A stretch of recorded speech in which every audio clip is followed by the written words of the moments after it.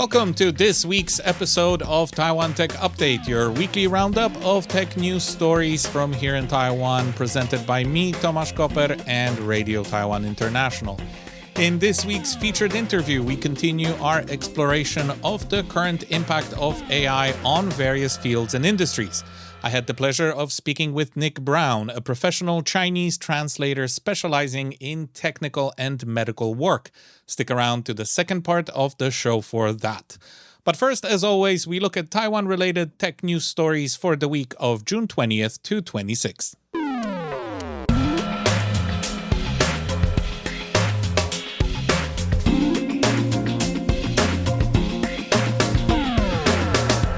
We start on Saturday when a Taiwanese doctoral candidate and board member of the Li Denghui Foundation, Eddie Lin, attended an event tied to the opening of the Obama Presidential Center in Chicago and presented an AI-powered replica of Taiwan's late President Li Denghui. If you aren't familiar, Li is considered the grandfather of Taiwanese democracy. He was the fourth president of the Republic of China and the first to be born in Taiwan. Li stepped into the then autocratic office of the president in 1988 and decided to democratize the country. He then won the first free and direct election in Taiwan's history and ruled until the year 2000. He passed away in 2020. Well, it seems he is now being reincarnated as an AI persona called Mr. Democracy 2.0. Eddie Lin says that the system adheres to Li's democratic principles and will not deviate or say things the late president wouldn't have said. Lin describes the project as vivid and powerful civic education platform, but also warned that while AI lowers barriers to participation, it also enables deepfakes and manipulation of public opinion and elections. I actually have a lot to say on this topic, but in the interest of time, I'll try to be brief. The idea of bringing people back to life as AI specters does not sit well with me for ethical, philosophical, and a few practical reasons. An AI model, no matter how complex, will never be able to accurately represent a system as complex as a human mind, not without attaining absolute knowledge of the person's thoughts, feelings, experiences, and memories, which is still very firmly in the realm of deep science fiction. Training an AI model unavoidably introduces the trainer's biases, either purposefully or inadvertently, which is just unfair to the memory of the people being reimagined this way, well, since they're no longer around to make corrections or just put a stop to the whole thing.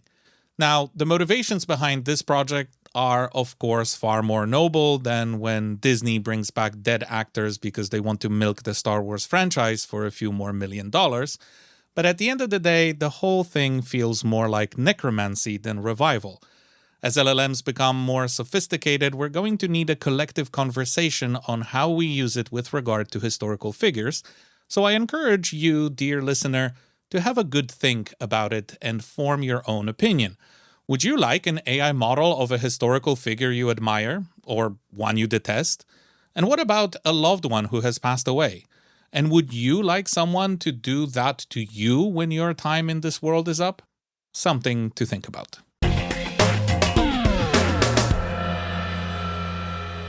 On Monday, the Taiwan Expo in Europe event kicked off in my hometown of Warsaw, Poland. A lot of the spotlight, unsurprisingly, went to the semiconductor industry and Taiwan-made drones. Taiwan is leaning heavily into its position in what's called the non-red supply chain, meaning not involving China.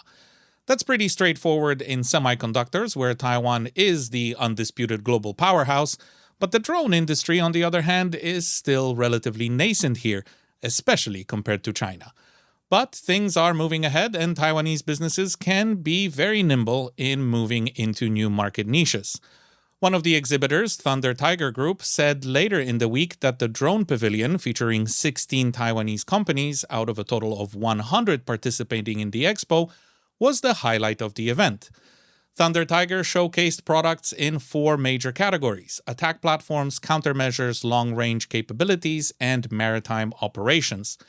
They say European clients at the exhibition prioritized unmanned vehicles that comply with non-red supply chain requirements, possess battlefield-proven capabilities, and can be quickly integrated into existing command systems.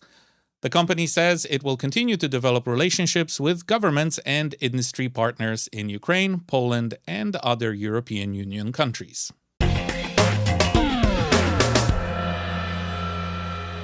Also on Monday, and also involving drones, the Central News Agency reported, based on sources familiar with the matter, that the first batch of MQ-9B high-altitude drones has recently arrived in Taiwan and is currently undergoing testing. You might know the older brother of this platform, the MQ-9 Reaper. The B variant, however, was christened the Sky Guardian or Sea Guardian, depending on mission parameters and payloads, by the manufacturer General Atomics. Taiwan's Air Force will buy 4 of these drones, including ground control stations and other necessary equipment, for around $685 million. They are scheduled to be delivered in 2 batches of 2 in 2026 and 27. Su Ziyun from Taiwan's Institute for National Defense and Security Research, or INDSR, says that in Taiwan, the MQ-9B will be used to enhance battlefield reconnaissance and surveillance capabilities rather than deliver strikes. In particular, it can provide all-weather surveillance against gray zone incursions by Chinese naval vessels and Coast Guard ships. On Tuesday, a big story popped up on my radar in the big if true but probably true category. Veteran Taiwan-based tech reporter Tim Culpen, formerly with Bloomberg, now running his own Substack Culpium, which I can't recommend to you enough, summed up months of speaking with well-positioned sources with this: TSMC is raising prices across around 3/4 of its product portfolio. That means everything more advanced and including the 7nm process. TSMC, of course, did not confirm this, but Culpium reports that clients have already been instructed to build the higher costs into their purchase orders. Culpen's piece also doesn't include exact figures, as they seem to vary between clients. Regardless, companies will most definitely pass those increases onto their customers, so brace yourselves to pay more for electronic products in the near future. And also, go find Culpium on Substack. You can thank me later.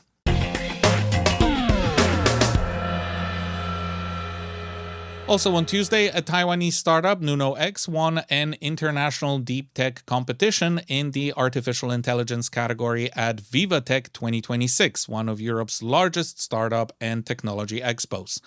The company's technology combines AI with their proprietary high-precision scanner to convert real-world fabrics and textures into realistic digital recreations.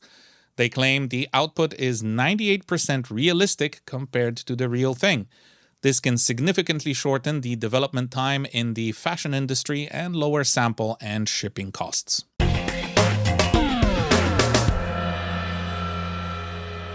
On Wednesday, we found out that 11 supercomputers from Taiwan made it into the latest ranking by the Top 500 project. The list of the world's 500 most powerful non-distributed computing systems is updated twice a year, in June and November, and has been maintained since 1993. The 11 Taiwanese systems have a combined computing power of 213 petaflops, which sounds impressive until you take a peek at the top of the index. Coming in at number 1 was the Chinese supercomputer Lineshine with 2,198 petaflops, followed by 2 systems from the US, El Capitan and Frontier, clocking in at 1,809 and 1,353 petaflops respectively. Taiwan's most powerful computer, Nano 4, operated by the National Center for High Performance Computing, came in 33rd with its 81.6 petaflops. In total, 3 Taiwanese systems ranked among the world's top 100 and 6 found their way into the top 200. Now, don't go reading too much into this. Supercomputers are a complex field, and pure petaflops don't translate directly to things like AI advancement, for example. But it's hard to pretend like Taiwan doesn't have a long way to go in the high-performance computing game.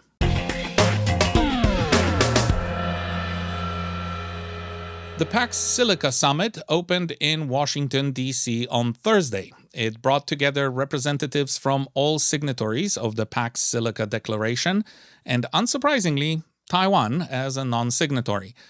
These days, you really can't have a serious conversation about semiconductors and not include Taiwan in some way. The Pax Silica Initiative is a US-led cooperative group of trusted partners whose goal is to secure the AI supply chain and reduce bottlenecks across the AI stack. Although Taiwan is not an official member of the pact, a US spokesperson highlighted its participation and close cooperation with the United States on AI supply chains and other key initiatives. The spokesperson told the Central News Agency that Taiwan's advanced manufacturing sector plays a key role in fueling the AI revolution.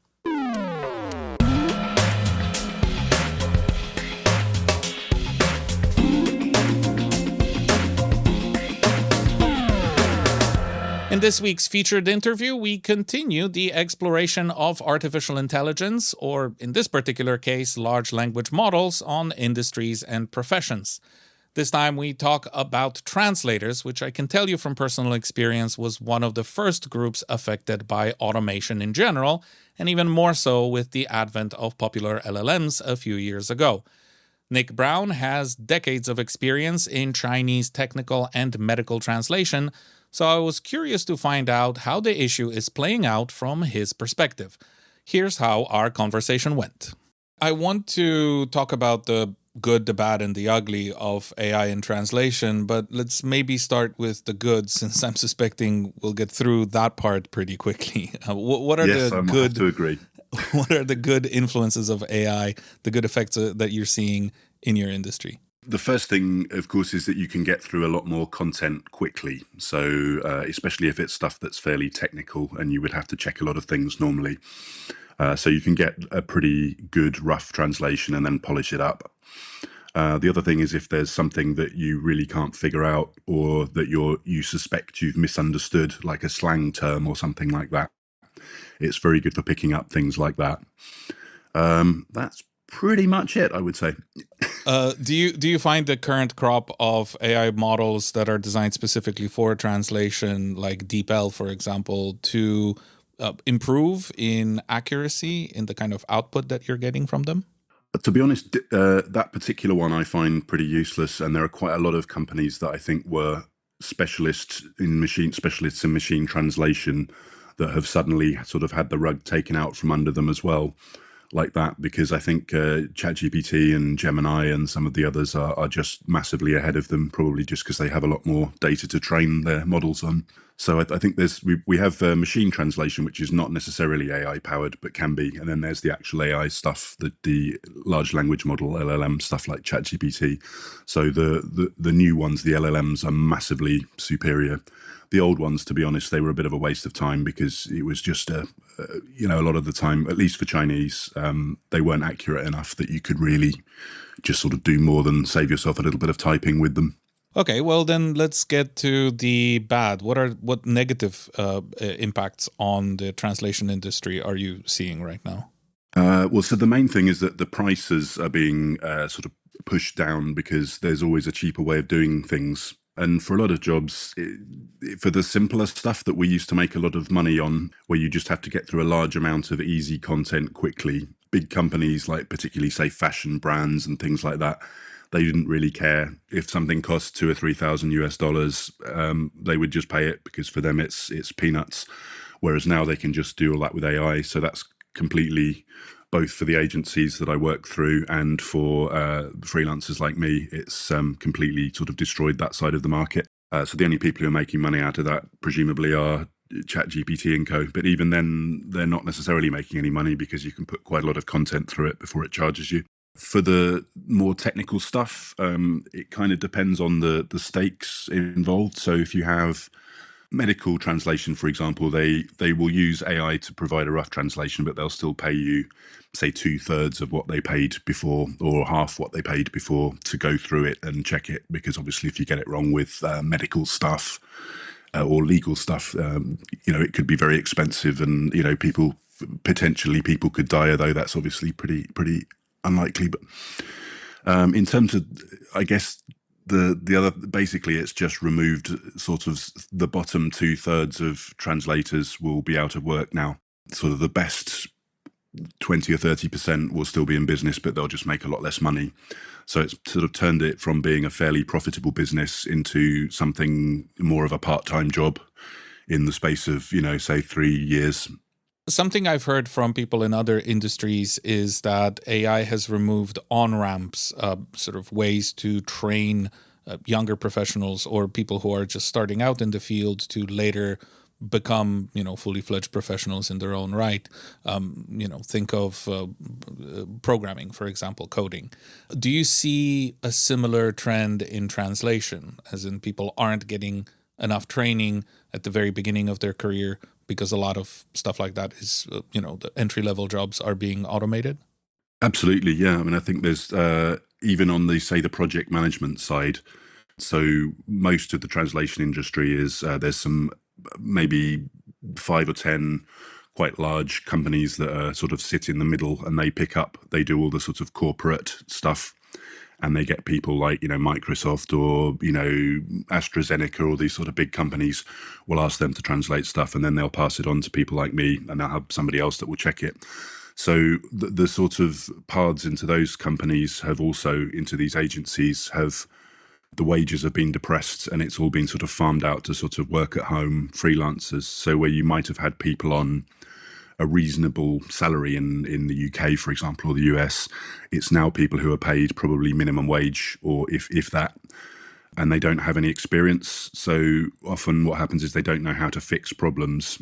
So you'll find that really a lot of them will you'll see, whereas you used to work with the same people for 10, 15 years, quite often now you'll find that after a year or two they've moved on to another job. So there's sort of a real lack of people coming in that really know how any of the industry works, and how, what steps are involved in producing a good quality translation.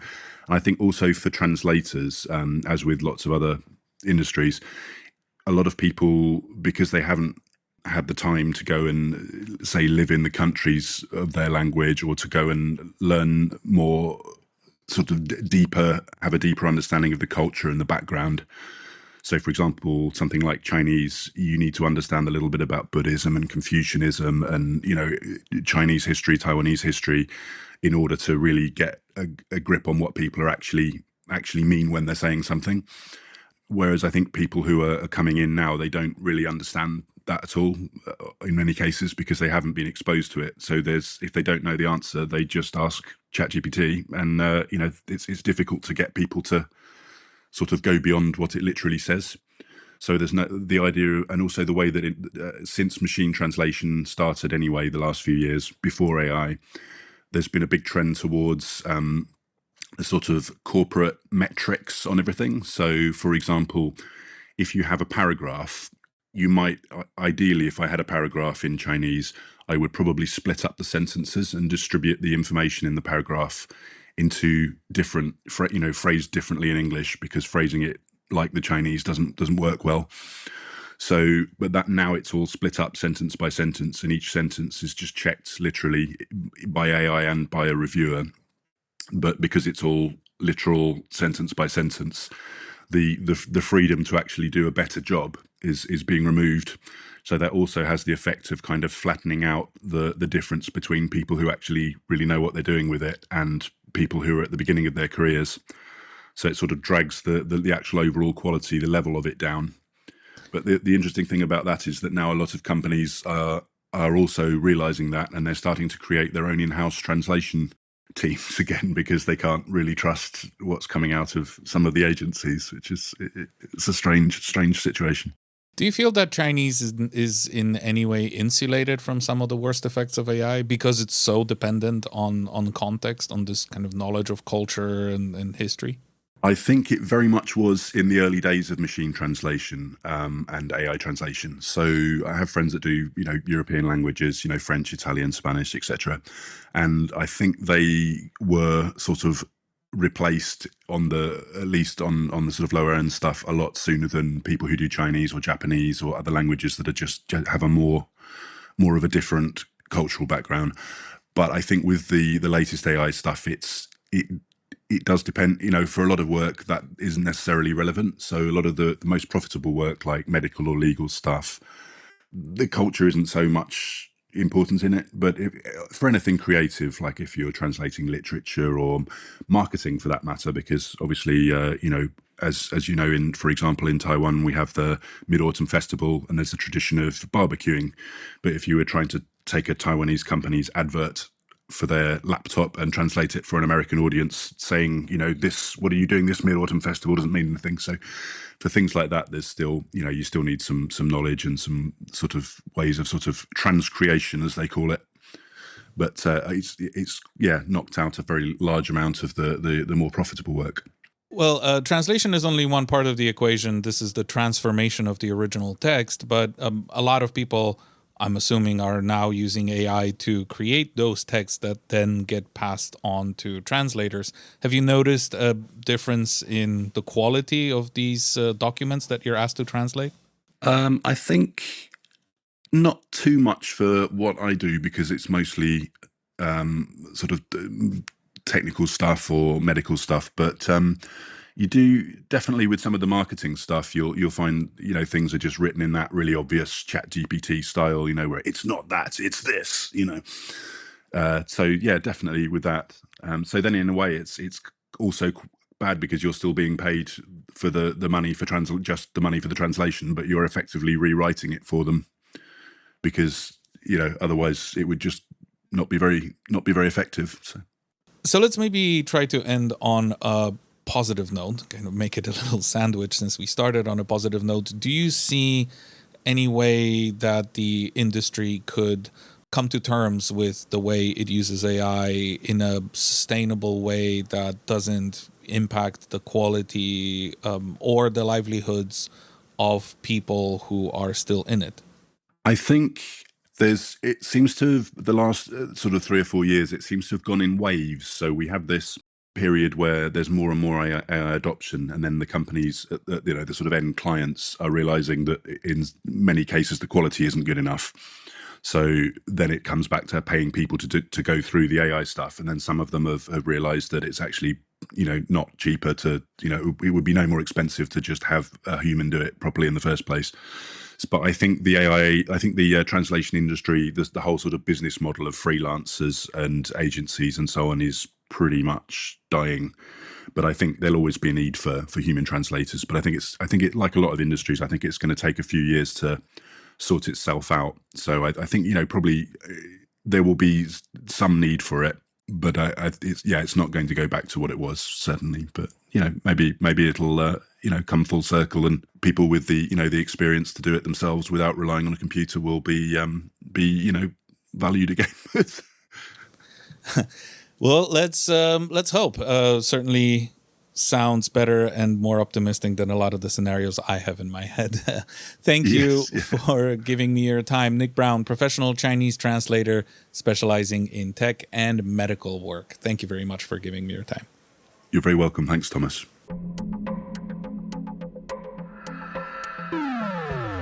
And that's all I have for you in this week's edition of Taiwan Tech Update. Thank you for staying with me. And if you have any ideas or opinions on the show, its format, topics, or just technology in general, you can email them to me at Tomasz, that's TOMASZ, @rti.org.tw. Please include Taiwan Tech Update or TTU in the subject line. I'm your host, Tomasz Koper, and I'll be back with another update next week.